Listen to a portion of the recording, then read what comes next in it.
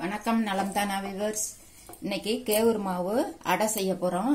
சாதாரணமா கேவுரு மாவுல நமக்கு வேணுங்கிறத போட்டு செய்வோம். அதுல இன்னைக்கு எக்ஸ்ட்ரா அவுள் ஊற வச்சு இது மாதிரி 1-2 பிசைஞ்சிட்டு அதுல கேவுரு மாவை கலந்து மற்றதெல்லாம் போட்டு இப்ப பார்க்கலாம். இப்போ இது ஒரு டேஸ்டா இருக்கும், நல்லாவும் இருக்கும், ஹெல்த்தியும் கூட. அவளும் சேர்க்கறதுனால அவளை பட்டா சும்மா மெலிச அவள்னா ஒரு கழுவிட்டு சும்மா ஒரு 2 நிமிஷம் ஊற வச்சு எடுத்தா போதும். கொஞ்சம் கெட்டி அவள்னா ஒரு 5 நிமிஷம் ஊற வச்சுட்டு கழுவிட்டு ஊற வச்சு இது மாதிரி எடுத்து 1-2 பிசைஞ்சு வச்சுக்கணும்.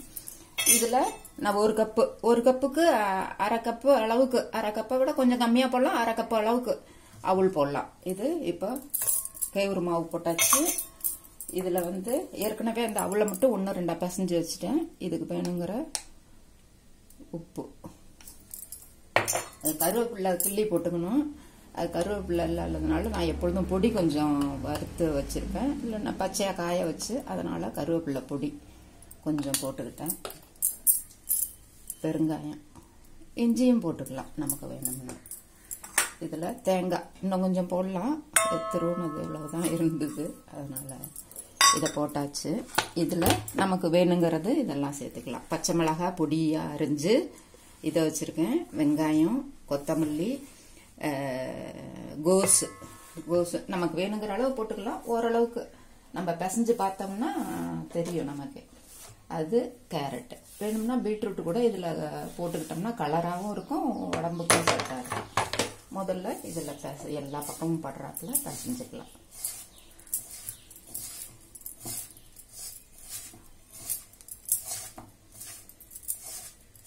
பிசைஞ்சிச்சு. இப்ப தண்ணி ஊற்றி அடை தட்டுற அளவுக்கு பிசைஞ்சுக்கணும்.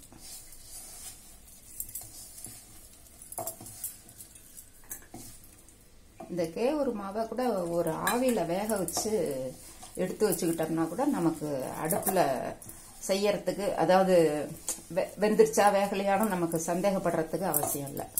பிசைஞ்சோம்னா டக்குன்னு போட்டு கூட தோசைக்கல்ல போட்டு எடுத்து வச்சுக்கலாம். சும்மா ஆவில வேக வைக்காம கேவுரு மாவை வச்சு போட்டோம்னா வேகிற வரையிலும் கொஞ்ச நேரம் வெயிட் பண்ணணும். ஆவில வேக வச்சு நல்லா இடியாப்ப மாவு மாதிரி சும்மா ஒரு 5 நிமிஷம் மட்டும் வச்சா போதும். எடுத்துட்டு அதை ஆற வச்சு சலிச்சு எடுத்து வச்சுக்கிட்டோம்னா வேணுங்கிறப்ப டக்கு டக்குன்னு எடுத்து இதை செஞ்சுக்கலாம். இந்த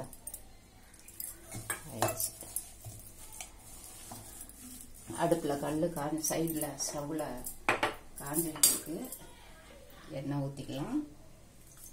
வாழை இலை இருந்து அது மேலே தட்டி தோசைக்கல்ல அப்படியே போட்டோம்னா நல்லா வந்துடும். இப்போ இன்னைக்கு தட்டில் எண்ணெய் தடவி தட்டில் பின்பக்கம் இதை நல்லா பிசைஞ்சுக்கலாம். ஒரு 2 நிமிஷம் முடிஞ்சா கூட ஊறவும் விடலாம், இப்படியாவும் செஞ்சுக்கலாம்.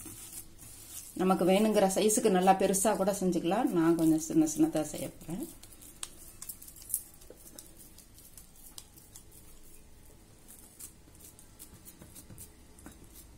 நல்லா மெலிசா தண்ணி தொட்டோ இல்லைன்னா எண்ணெய் தொட்டோ. இது கொஞ்சம் வித்தியாசமா சாப்பிட நல்லா மெதுவா நல்லா இருக்கும், அவள் கலந்துருக்கிறதுனால. மெலிசா தட்டியாச்சு.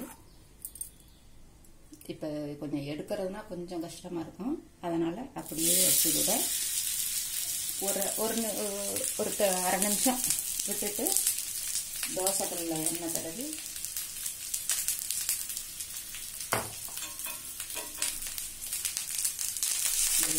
எடுத்துட்டா வந்துடும்.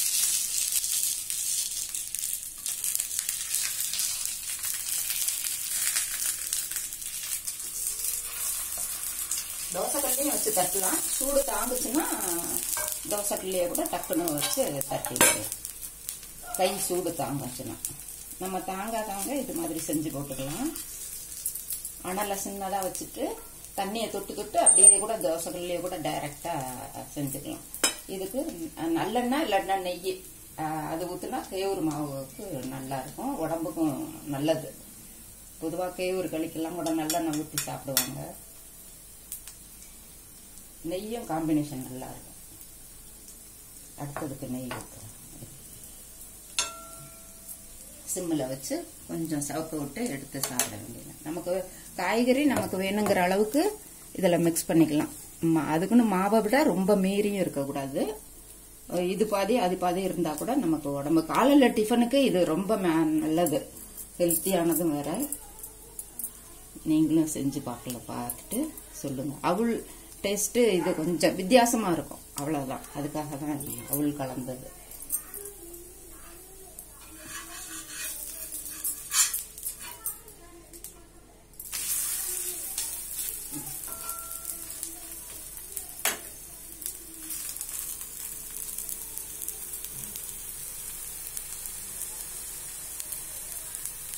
அப்படியே மாவு பிசையிலேயே நல்லா மெதுவா இருக்குது, சாஃப்டா இருக்குது. நீங்களும் செஞ்சு பார்த்துட்டு ஃபீட்பேக் சொல்லுங்க. ஈவினிங் ஸ்நாக்ஸ் மாதிரி கூட 1-2 செஞ்சு கூட சாப்பிட்டுக்கலாம். நைட்டுக்கும் சாப்பிட்டுக்கலாம். இது கேவுரு நைட்டும் சாப்பிட்றது உடம்புக்கும் நல்லதுதான் வேற. நீங்களும் செஞ்சு பாருங்க. நலம் தானா சேனலுக்கு சப்ஸ்கிரைப் பண்ணுங்க, பெல் பட்டனை பிரஸ் பண்ணுங்க. வேற ஒரு வீடியோவில் பார்க்கலாம். தேங்க்யூ.